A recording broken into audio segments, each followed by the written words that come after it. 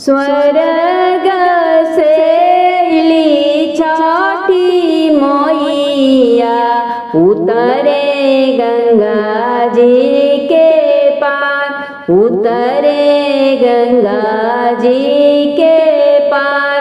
गंगा घाटे दुबिया उपजी गईली, जामल खर पतवार, जामल खर पतवार।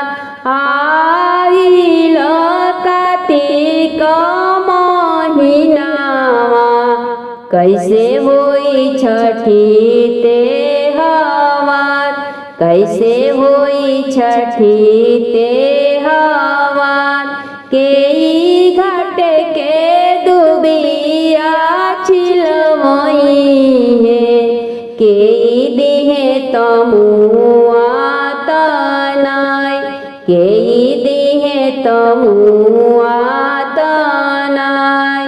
केई घटिया फूल से सजई है, दिहे चंदन छिटाय, दिहे चंदन छिटाय।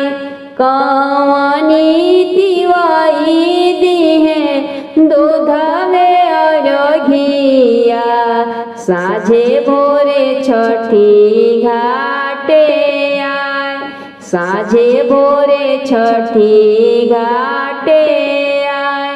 पैया पड़ी बोलेले धर्मेंद्र सेवका, छठी माई से अरजी हमार, मैया से बिनती हमार। पैया पड़ी कहेले रमन बबुआ, छठी मैया से अरज हमार, माई से बिनती हमार। छठी घाट के दुबिया छिलवाई देबो, देबो तमुआ तनाय, देबो तमुआ तनाय।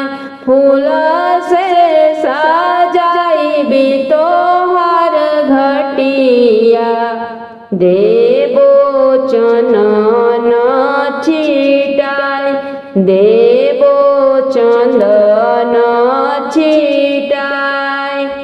धनी हमरे दिहे दूधवे अरघिया, छठी घाटवा पर आय।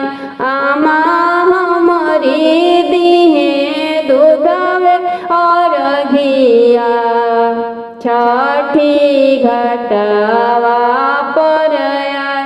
एतना सुनत छठी मैया, मैया बोले हरसाय, छठी माई बोले हरसाय। बाढ़े तोहार सेवा का संपत्तिया, बाढ़े अन्न धनया पार, बाढ़े अन्न धनया पार। बाढ़े सेवका धन दौलतिया, बाढ़े तोहरा धनी के सोहाग।